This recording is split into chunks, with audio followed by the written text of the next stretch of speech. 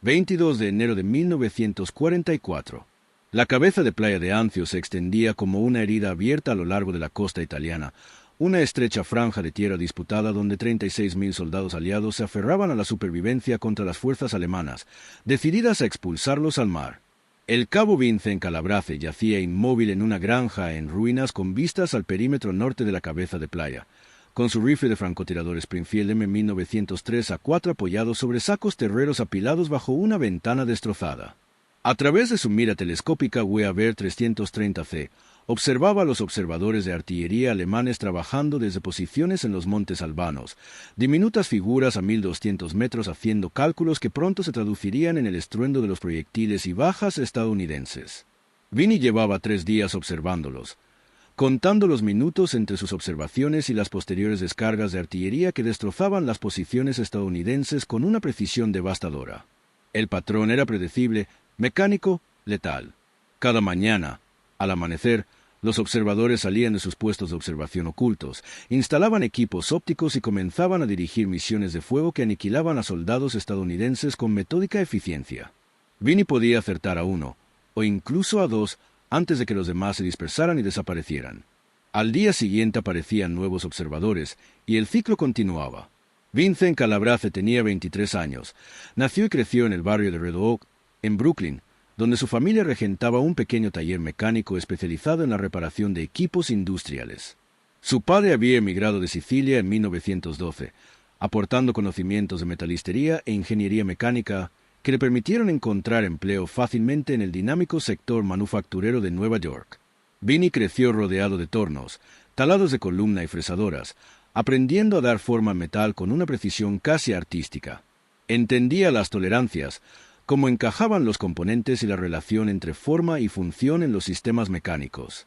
Cuando llegó la convocatoria para el reclutamiento en 1942, Vinny trabajaba como aprendiz de maquinista, fabricando piezas para buques mercantes que se construían en el astillero naval de Brooklyn. El ejército lo asignó inicialmente a mantenimiento de artillería, reconociendo su aptitud mecánica, pero un oficial de entrenamiento notó su excepcional puntería y le recomendó la escuela de francotiradores. Vinny destacó en el exigente programa, graduándose segundo de su promoción antes de ser destinado al norte de África y, finalmente, a Italia. El Springfield M1903A4 era un arma magnífica, precisa a distancias extremas, fiable en condiciones adversas y capaz de disparar con una precisión casi quirúrgica. También era lento. El diseño de cerrojo requería un ciclo manual entre disparos, un proceso que incluso a tiradores experimentados les llevaba casi 2 segundos en condiciones ideales. En situaciones de combate, con la adrenalina a flor de piel y los objetivos en movimiento, el tiempo de ciclo se extendía a 3 o 4 segundos. Esta limitación significaba que los francotiradores solían disparar a un solo objetivo, realizando un disparo preciso antes de que reaccionaran y buscaran refugio. Contra soldados individuales, este enfoque funcionaba eficazmente. Contra equipos coordinados de observadores que trabajaban desde posiciones protegidas, resultaba insuficiente. Vinny podía disparar a un observador alemán, pero para cuando disparaba el cerrojo y alcanzaba el siguiente objetivo, los observadores restantes ya se habían puesto cubierto. Simplemente lo esperaban y reanudaban las operaciones una vez que se retiraba o cambiaba de posición. El problema táctico lo atormentaba constantemente. Poseía la habilidad de acertar a múltiples objetivos rápidamente si su arma disparaba con la suficiente rapidez. La idea se le ocurrió durante una noche de insomnio a mediados de enero, tumbado en su refugio, escuchando el impacto de los proyectiles de artillería en la cabeza de playa. Su mente, entrenada por años de trabajo mecánico, comenzó a analizar el mecanismo del cerrojo del Springfield, visualizando su funcionamiento e identificando dónde se perdía tiempo durante el ciclo de disparo. El procedimiento estándar requería que el tirador abandonara su posición de disparo, levantara la mano derecha del gatillo para agarrar la manija del cerrojo, girara el cerrojo hacia arriba para desbloquearlo, lo tirara hacia atrás para extraer y expulsar el cartucho usado, lo empujara hacia adelante para cargar un nuevo cartucho del cargador, lo girara hacia abajo para bloquearlo y luego volviera a colocar la mano en el gatillo antes de volver a disparar. Cada paso consumía tiempo y requería movimientos motores gruesos que alteraban la puntería. Pero, ¿y si el proceso se pudiera agilizar? ¿Y si se pudiera manipular el cerrojo sin abandonar la posición de disparo, sin perder la visión a través de la mira? Los conocimientos de mecánica de Vinny sugerían modificaciones para lograrlo. alteraciones en la manija del cerrojo y el mecanismo del gatillo que permitirían un ciclo de disparo mucho más rápido, manteniendo la precisión. Pasó los 3 días siguientes dibujando diseños en un cuaderno desgastado, resolviendo problemas mecánicos como le había enseñado su padre, identificando desafíos y desarrollando soluciones. La idea clave fue reposicionar el punto de fijación de la manija del cerrojo y modificar su ángulo, permitiendo al tirador manipularlo con la mano de apoyo mientras la mano que disparaba permanecía en el gatillo y el ojo en la mira telescópica. Además, Vini imaginó un gatillo modificado que pudiera ejecutarse con menos movimiento de los dedos, ahorrando fracciones de segundo en cada ciclo de disparo. Las modificaciones eran mecánicamente factibles y requerían un trabajo de mecanizado básico dentro de sus capacidades. El problema era la autorización. Las regulaciones del ejército prohibían estrictamente las modificaciones no autorizadas a las armas. El Springfield había sido diseñado y probado exhaustivamente. Cualquier alteración podría, en teoría, comprometer la fiabilidad o la seguridad, creando problemas de responsabilidad civil y violando la doctrina establecida. Los soldados que modificaban armas sin autorización se enfrentaban a un consejo de guerra, sobre todo si las modificaciones provocaban accidentes o fallos. Vini comprendía estas regulaciones y su razonamiento. También comprendía que los observadores de la artillería alemana mataban a sus amigos a diario mientras él observaba impotente a través de su mira telescópica. El 18 de enero, Vini tomó una decisión. Trabajando en un taller improvisado que había establecido en el sótano de la granja en ruinas, con herramientas rescatadas de vehículos destruidos y equipo abandonado, comenzó a modificar su Springfield. El trabajo requería mecanizado de precisión en condiciones primitivas, limando y amolando en metal a mano, comprobando constantemente su ajuste y funcionamiento y realizando ajustes minuciosos para lograr las tolerancias adecuadas. Extendió la manija del cerrojo y modificó su ángulo, reposicionándola para facilitar su manipulación, manteniendo la posición de disparo. Aligeró la presión del gatillo ajustando cuidadosamente el enganche del fiador, reduciendo la fuerza necesaria para romper el perdigón y manteniendo los márgenes de seguridad. Modificó las superficies de la leva del cerrojo para reducir la fricción durante la rotación, permitiendo un funcionamiento más suave y rápido. Cada modificación fue sometida a pruebas exhaustivas, disparando en seco cientos de veces para garantizar su fiabilidad antes de intentar disparar con fuego real. Tras 3 noches de intenso trabajo, Vini había creado algo único. Un rifle de cerrojo que podía ciclarse y dispararse con una velocidad sin precedentes, manteniendo la precisión y fiabilidad por las que era famoso el Springfield.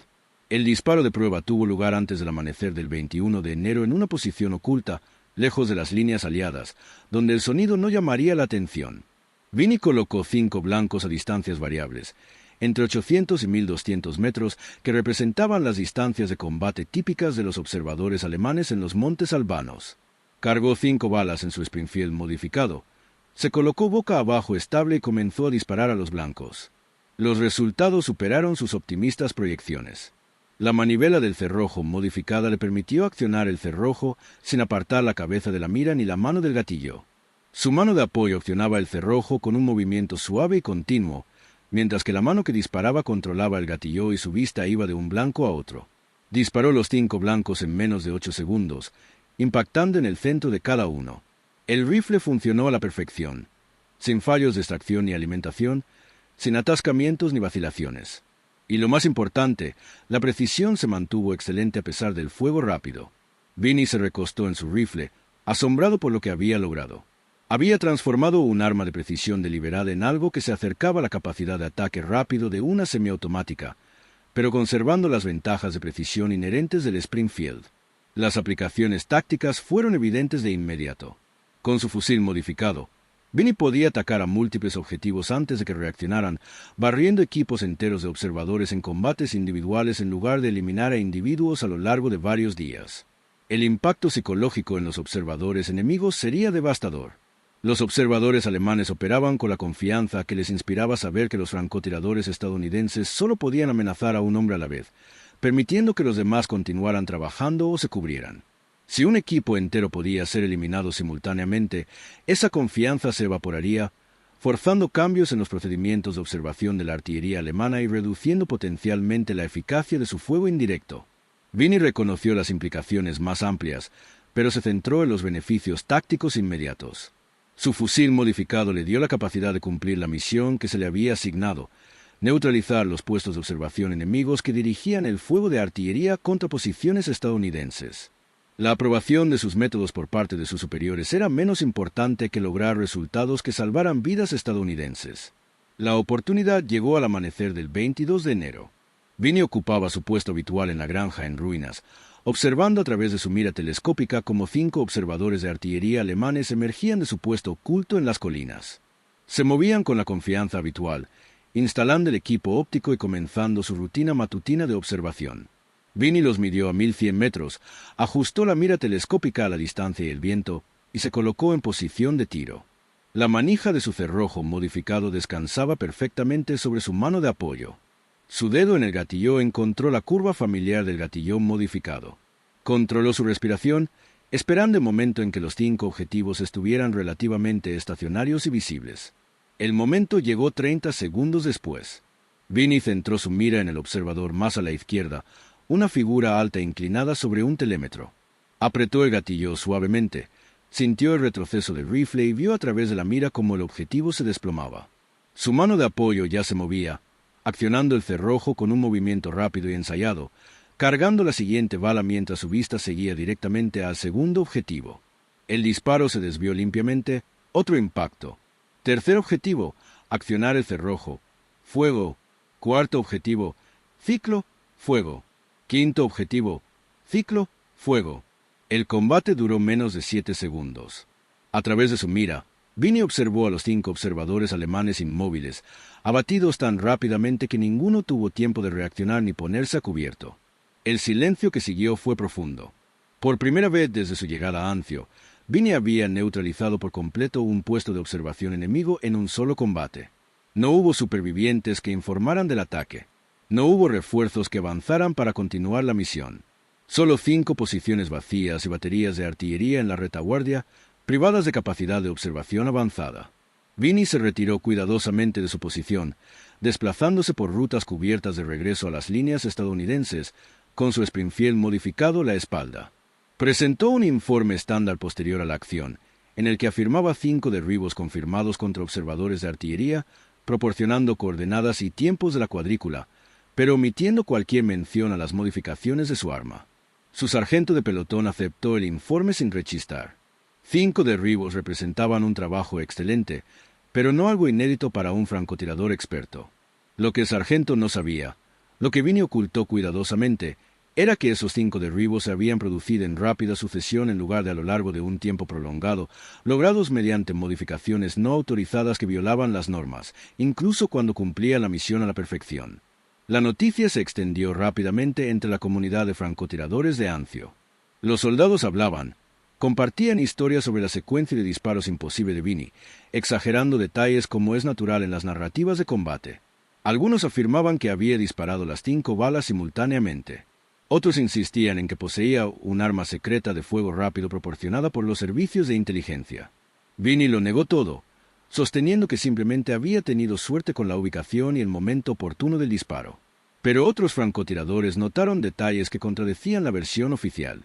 Vieron la manija de su cerrojo modificada, observaron el ángulo y la extensión inusuales. Lo observaron practicar y notaron la extraordinaria velocidad de ciclado que alcanzaba. En cuestión de días, otros 3 francotiradores se acercaron a Vinnie en privado, preguntándole si podía realizar modificaciones similares en sus rifles. Vinnie dudó, comprendiendo el riesgo de ampliar lo que ya era un delito que se castigaba con un consejo de guerra. Pero también comprendió que sus modificaciones funcionaban, que salvaban vidas, que otros francotiradores se enfrentaban a las mismas frustraciones tácticas que él. Aceptó ayudar, trabajando discretamente en el taller de su sótano, modificando 3 Springfields más con las mismas especificaciones que el suyo. Los rifles modificados transformaron la efectividad de los francotiradores en todo el sector. Los francotiradores, que antes podían hostigar, pero no eliminar, a los equipos de observación alemanes, ahora arrasaban posiciones enteras en combates individuales. La precisión de la artillería alemana disminuyó notablemente, ya que los puestos de observación eran destruidos sistemáticamente a un ritmo mayor al de su reemplazo. Las bajas estadounidenses por fuego indirecto se redujeron en casi un 40% en 2 semanas, una mejor estadística que atrajo la atención de los comandantes de batallón y regimiento, que intentaban comprender qué había cambiado. Los oficiales de inteligencia teorizaron que las unidades de artillería alemanas estaban siendo redistribuidas o sufrían escasez de munición. Los observadores avanzados informaron de una mayor efectividad de las operaciones estadounidenses contra los francotiradores, pero no pudieron explicar la repentina mejora en las tasas de bajas.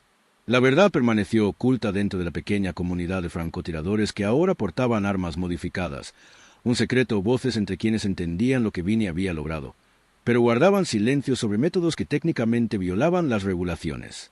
El inevitable descubrimiento se produjo a principios de febrero, cuando un Springfield modificado resultó dañado durante un combate y fue enviado al Departamento de Mantenimiento de Artillería para su reparación. El armero que examinó el arma reconoció de inmediato las modificaciones no autorizadas, anotándolas en su informe de reparación y remitiendo la información por los canales correspondientes. En cuestión de horas, la policía militar interrogaba al propietario del fusil, el cabo James Meachey, exigiendo saber quién había realizado las modificaciones y por qué. Meachey se negó inicialmente a identificar a Vimy, alegando lealtad a sus compañeros soldados y argumentando que las modificaciones habían salvado vidas. Pero bajo amenaza de juicio militar por posesión de un arma modificada ilegalmente, Meachey reveló la participación de Vimy y la existencia de otros fusiles modificados. La policía militar acudió a las posiciones de los francotiradores, confiscó todas las armas modificadas y ordenó a sus propietarios que se presentaran en el cuartel general del regimiento para ser interrogados. Vimy fue arrestado mientras se investigaban las modificaciones no autorizadas de armas, la destrucción de propiedad gubernamental y las violaciones de las normas militares que rigen el mantenimiento de equipos. La investigación se amplió rápidamente a medida que los oficiales comprendían la magnitud de lo ocurrido. Vimy no solo había modificado su arma personal, sino que había establecido lo que equivalía a una operación no autorizada de armería, alterando sistemáticamente múltiples rifles y distribuyéndolos a otros soldados. Los cargos podrían incluir conspiración, dada la naturaleza coordinada de las modificaciones y la ocultación deliberada a sus superiores. Investigadores del ejército entrevistaron a docenas de soldados, recogiendo testimonios sobre las actividades de Vimy y evaluando el impacto de las modificaciones en la efectividad en combate. La investigación reveló un panorama complejo. Por un lado, Vimy había violado claramente las regulaciones explícitas que rigen las modificaciones de armas, actuado sin autorización y alentado a otros a usar equipo alterado ilegalmente. Por otro lado, sus modificaciones mejoraron de forma demostrable la efectividad en combate, resultaron en un aumento de las bajas enemigas y contribuyeron a reducir las pérdidas estadounidenses por fuego de artillería. El expediente de la investigación se amplió para incluir análisis estadísticos que mostraban la correlación entre el despliegue de rifles modificados y la mejora de los resultados tácticos, lo que dificultaba argumentar que las modificaciones eran meras curiosidades mecánicas sin valor práctico. El caso llegó al coronel Andrew Harrison, comandante del regimiento de infantería responsable del sector norte del perímetro de Anzio. Harrison, oficial de carrera que había servido en Francia durante la Primera Guerra Mundial, comprendía tanto la necesidad de la disciplina militar como la realidad de la innovación en combate. Revisó el expediente de la investigación a fondo, examinando las especificaciones técnicas de las modificaciones, leyendo los informes posteriores a la acción que documentaban su aplicación, considerando las implicaciones más amplias para el orden y la eficacia militar. El caso planteaba auténticos dilemas. Si Harrison castigaba severamente a Vimy, enviaría un mensaje claro de que las normas debían cumplirse independientemente de las circunstancias, reforzando la disciplina pero potencialmente desalentando la innovación futura.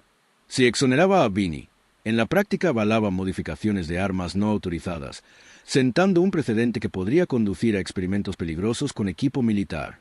Harrison necesitaba encontrar un enfoque que abordara las preocupaciones legítimas sobre las modificaciones no autorizadas, reconociendo al mismo tiempo el valor táctico de lo que Vimy había logrado. Harrison ordenó una evaluación técnica formal de los fusiles modificados por parte de especialistas en artillería del cuartel general del Quinto Ejército. El equipo de evaluación incluyó maestros armeros e ingenieros de armas con amplia experiencia en diseño de armas de fuego y estándares de equipo militar. Desarmaron los Springfield modificados, midieron las tolerancias, probaron su funcionamiento mecánico y realizaron pruebas de precisión con fuego real comparando fusiles modificados con los estándar. Su informe, entregado tras 3 días de pruebas intensivas, proporcionó a Harrison exactamente la información que necesitaba. Las modificaciones eran mecánicamente sólidas y no presentaban riesgos de seguridad ni problemas de fiabilidad. Los fusiles modificados mantenían una precisión equivalente a la de los Springfield estándar, a la vez que alcanzaban cadencias de tiro significativamente mayores. Las modificaciones podían estandarizarse y replicarse mediante procedimientos documentados, lo que las hacía aptas para una implementación más amplia si se autorizaban. Y lo que es más importante, el equipo de evaluación concluyó que las modificaciones representaban una auténtica innovación, en lugar de una simple manipulación, lo que demostraba un profundo conocimiento de la mecánica de las armas de fuego y una cuidadosa atención a los márgenes de seguridad. Con esta validación técnica, Harrison convocó una conferencia de mando, en la que participaron sus comandantes de batallón, suboficiales superiores y especialistas del Estado Mayor, para debatir cómo proceder con el caso de Vimy. El debate reveló opiniones divididas que reflejaban diferentes prioridades y perspectivas. Algunos oficiales abogaron enérgicamente por un consejo de guerra, enfatizando que la eficacia militar dependía de la disciplina y que tolerar modificaciones no autorizadas sentaba un precedente peligroso. Otros argumentaron que la innovación en combate debía fomentarse en lugar de castigarse, que los soldados más familiarizados con los problemas tácticos solían desarrollar las mejores soluciones y que las regulaciones burocráticas no debían impedir una adaptación eficaz. El debate se prolongó durante más de una hora antes de que Harrison interviniera con su decisión. Vimy se enfrentaría a un castigo extrajudicial por infringir las regulaciones sobre modificaciones de armas, recibiendo una reprimenda formal que quedaría en su hoja de servicio. Sin embargo, Harrison autorizaría simultáneamente la adopción oficial de las modificaciones como medida de urgencia en el campo de batalla, ordenando al personal de artillería modificar rifles Springfield adicionales según las especificaciones de Vimy y distribuirlos a francotiradores cualificados de todo el regimiento. El acuerdo no satisfizo completamente a nadie, pero abordó las preocupaciones esenciales de ambas partes. Vimy fue castigado, manteniendo el principio de que las regulaciones no podían ignorarse sin consecuencias. Su innovación fue adoptada, asegurando que los beneficios tácticos se materializaran en toda la unidad en lugar de permanecer aislados. Otros soldados recibieron instrucciones claras de que no se tolerarían modificaciones no autorizadas, pero que la innovación en sí misma se valoraba cuando se canalizaba adecuadamente a través de las autoridades competentes. La decisión de Harrison reflejó el estilo de liderazgo pragmático que caracterizó a muchos comandantes exitosos, equilibrando prioridades contrapuestas y encontrando soluciones viables a problemas que desafiaban las respuestas simples. Comprendió que los ejércitos deben mantener la disciplina a la vez que se adaptan a las realidades del campo de batalla, que la tensión entre estos imperativos no podía eliminarse, sino que debía gestionarse con inteligencia. El caso de Vimy brindó la oportunidad de demostrar este equilibrio de maneras que influirían en la forma en que los soldados a lo largo de su mando abordaron la relación entre iniciativa y autoridad. Vimy recibió la notificación de la decisión de Harrison el 9 de febrero, tras reunirse en privado con el coronel en su puesto de mando. Harrison explicó su razonamiento con franqueza, reconociendo la innovación táctica de Vimy y enfatizando la existencia de las regulaciones y por qué no podían ignorarse a la ligera.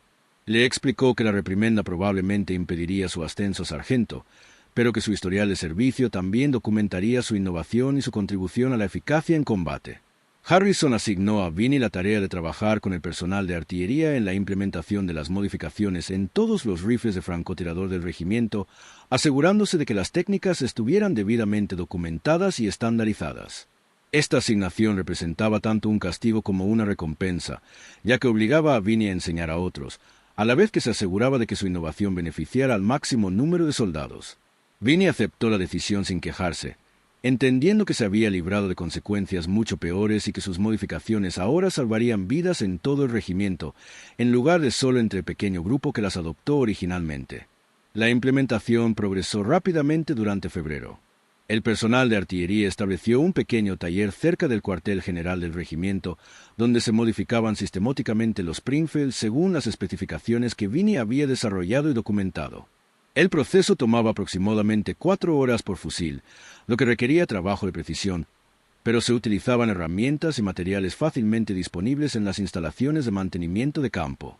En 3 semanas, se habían distribuido 42 Springfields modificados a los francotiradores de todo el regimiento, lo que amplió drásticamente la capacidad estadounidense de contrafrancotiradores y contraobservación a lo largo del perímetro norte de Anzio. El impacto táctico se hizo evidente de inmediato. La eficacia de la artillería alemana continuó disminuyendo, ya que los puestos de observación eran destruidos sistemáticamente a mayor velocidad de la que podían ser reemplazados o reforzados.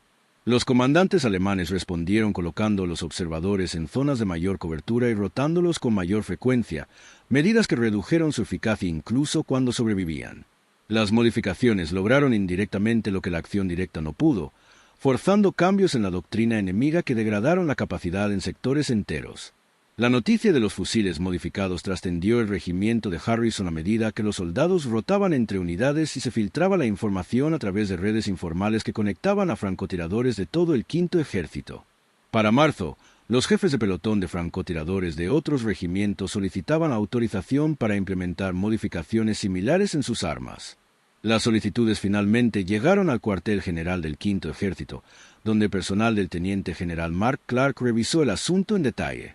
El examen incluyó una evaluación técnica, una evaluación táctica y la consideración de las implicaciones políticas para autorizar lo que seguía siendo una modificación de campo, en lugar de un sistema de armas oficialmente aprobado. Tras semanas de trámites burocráticos, el Quinto Ejército emitió unas directrices que autorizaban las modificaciones como medida expeditiva de campo aprobada para los fusiles de francotirador en todo el mando, convirtiendo la innovación de Vini en práctica habitual en todo el ejército en Italia. Las directrices incluían especificaciones técnicas detalladas, protocolos de seguridad y requisitos de entrenamiento, transformando un experimento no autorizado en una doctrina oficial respaldada por el estamento militar. La adopción generalizada de fusiles Springfield modificados influyó en el empleo de francotiradores durante la campaña italiana.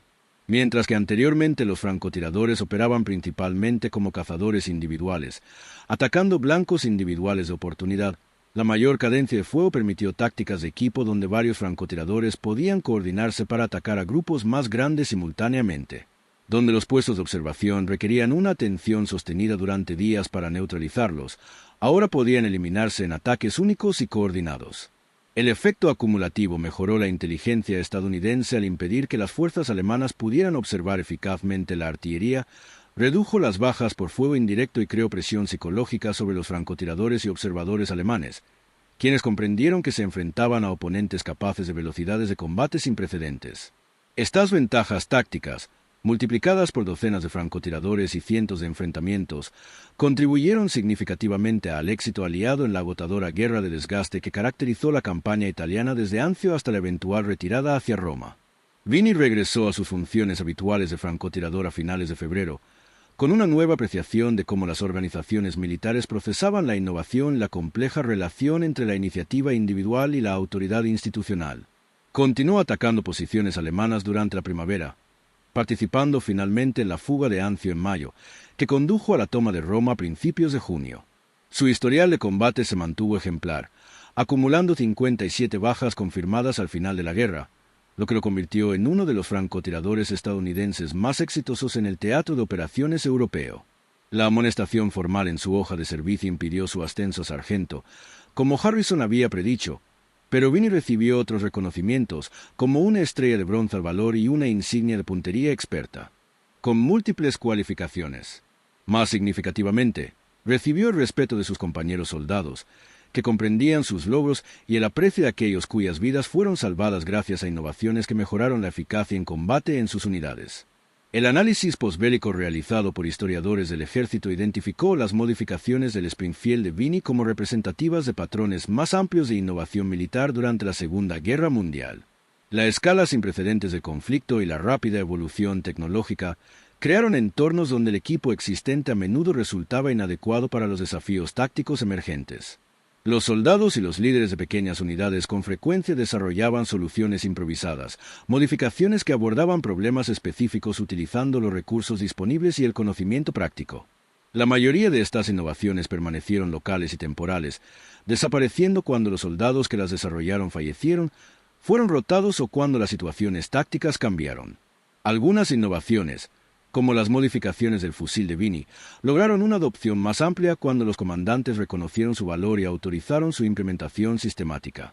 Los factores que determinaron qué innovaciones se difundieron y cuáles se desvanecieron en el olvido menudo tenían menos que ver con el mérito técnico que con la receptividad institucional, es decir, si los comandantes y oficiales de Estado Mayor estaban dispuestos a examinar ideas no convencionales y autorizar su implementación a pesar de los obstáculos burocráticos y las preocupaciones regulatorias. Los fusiles Springfield modificados permanecieron en servicio hasta el final de la Guerra Europea, aunque su importancia táctica disminuyó a medida que los combates se desplazaban de las líneas defensivas estáticas de Italia a las operaciones más móviles en Francia y Alemania.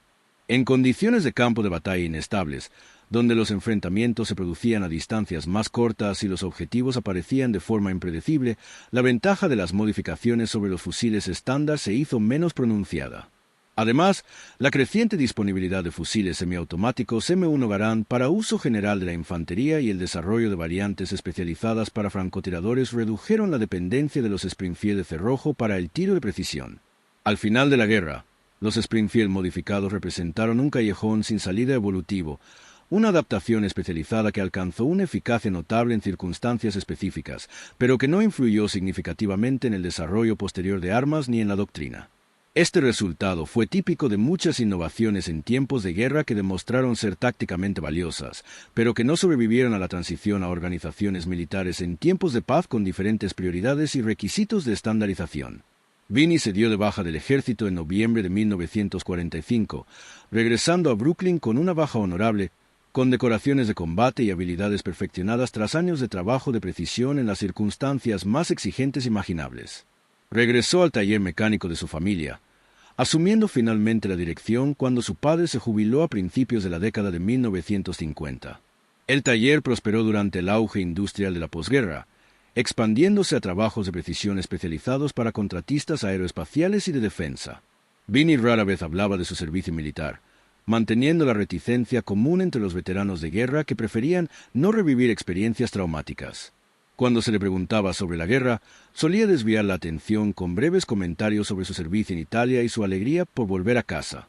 Sus amigos y familiares sabían que había sido francotirador, pero pocos comprendían las innovaciones que había desarrollado ni su impacto en las operaciones de combate. La amonestación formal en su hoja de servicio le impidió recibir puntos de preferencia para veteranos en ciertos empleos gubernamentales, una consecuencia pequeña pero tangible de las modificaciones no autorizadas que le siguieron en la vida civil.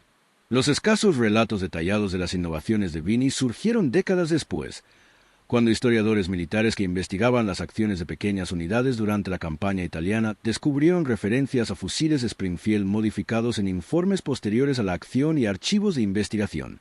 Estos investigadores localizaron a veteranos supervivientes de Anzio y realizaron entrevistas orales que revelaron la historia completa de cómo un maquinista de Brooklyn había transformado la efectividad de un francotirador mediante modificaciones mecánicas desarrolladas en un taller subterráneo. Los relatos de los historiadores, publicados en revistas especializadas y libros de historia militar, dieron un reconocimiento tardío a las contribuciones de Vinnie, pero llegaron a un público limitado de profesionales y entusiastas militares en lugar del público general. Vinnie colaboró con los investigadores que lo contactaron, proporcionándole detalles técnicos e información contextual, pero expresó ambivalencia ante la atención recibida.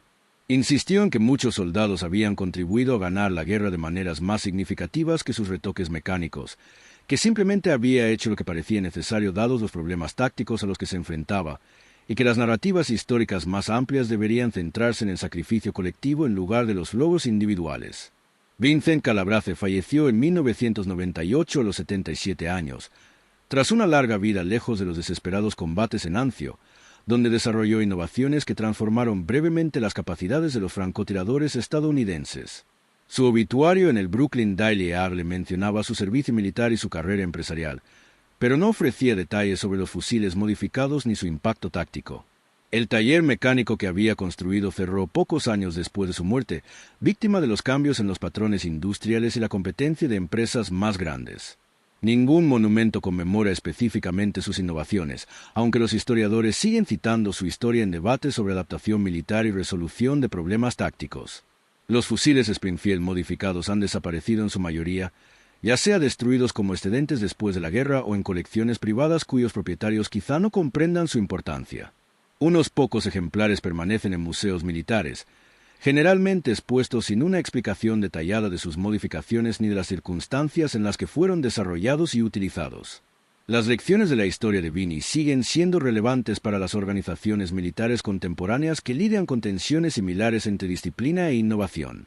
Las Fuerzas Armadas modernas invierten fuertemente en el desarrollo de nuevos equipos y tecnologías mediante procesos formales de adquisición que implican extensas pruebas, evaluación, documentación. Estos procesos garantizan la seguridad la fiabilidad y la compatibilidad con los sistemas existentes, pero también consumen años y miles de millones de dólares, lo que los hace inadecuados para abordar problemas tácticos que requieren soluciones inmediatas. Mientras tanto, los soldados en zonas de combate siguen encontrando situaciones en las que el equipo existente resulta inadecuado, lo que genera presiones para realizar modificaciones de campo y soluciones rápidas similares a las que Vini enfrentó en Anzio. Encontrar el equilibrio adecuado entre mantener los estándares del equipo y facilitar la adaptación táctica sigue siendo un desafío persistente, sin una solución universal aplicable a todas las circunstancias. La experiencia de Vini sugiere que el éxito requiere líderes dispuestos a evaluar las innovaciones en función de sus méritos, en lugar de aplicar regulaciones de forma automática, junto con procesos institucionales que puedan evaluar rápidamente las modificaciones de campo y autorizar una implementación más amplia cuando corresponda. La dimensión humana de la innovación militar merece especial atención al analizar historias como la de Vini. Tras las especificaciones técnicas y el análisis táctico se esconde un joven que vio morir a sus amigos por fuego de artillería que no pudo evitar con métodos convencionales, que poseía habilidades que le permitieron desarrollar soluciones que otros no podían, y que decidió actuar a pesar de saber que se arriesgaba a un castigo severo. Esa combinación de motivación, capacidad y valentía distingue la innovación significativa de la mera astucia técnica. Vini no modificó su rifle como un ejercicio intelectual ni para demostrar su habilidad mecánica. Lo modificó porque los hombres morían y él poseía conocimientos que podrían ayudarlos a sobrevivir. Esta innovación, con un propósito definido, arraigada en la conciencia visceral de lo que estaba en juego y el compromiso moral de proteger a los camaradas, caracteriza las adaptaciones militares más significativas. Las organizaciones que cultivan dicha innovación deben crear culturas donde los soldados se sientan empoderados para actuar con base en sus conocimientos, donde los problemas tácticos se consideren oportunidades para la resolución creativa de problemas en lugar de restricciones inmutables, y donde los líderes reconozcan su responsabilidad de facilitar, en lugar de suprimir, iniciativas que podrían salvar vidas. A medida que pasan las décadas y la Segunda Guerra Mundial pasa del recuerdo vivo la historia, historias como la de Vini corren el riesgo de caer en el olvido, reemplazadas por narrativas más amplias sobre campañas y comandantes. Sin embargo, estas historias individuales de innovación y adaptación a menudo revelan más sobre la eficacia militar que las historias convencionales centradas en la estrategia y las grandes operaciones. Muestran cómo se libran las guerras en el nivel donde la teoría se encuentra con la realidad, donde el equipo se enfrenta a los problemas tácticos, donde los soldados individuales toman decisiones que se traducen en resultados operativos. El Springfield modificado de Vini representa un pequeño hilo conductor en el vasto tapiz de la innovación militar, significativo no por su impacto revolucionario, sino por ilustrar principios que se repiten a lo largo del tiempo y el contexto. Un soldado raso identificó un problema, desarrolló una solución utilizando el conocimiento y los recursos disponibles, la implementó a pesar de los obstáculos regulatorios y logró resultados que salvaron vidas y mejoraron la eficacia en combate. Este patrón se repite a lo largo de la historia militar donde quiera que las organizaciones creen espacio para tales iniciativas.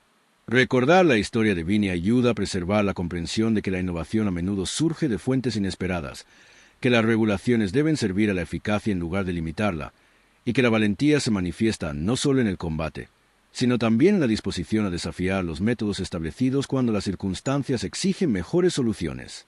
Estas lecciones siguen siendo tan relevantes hoy como lo fueron en una granja en ruinas con vista a Anzio, donde un maquinista de Brooklyn transformó un rifle de cerrojo, aunque brevemente, cambió el cálculo de supervivencia de los soldados estadounidenses que luchaban en una brutal campaña lejos de casa.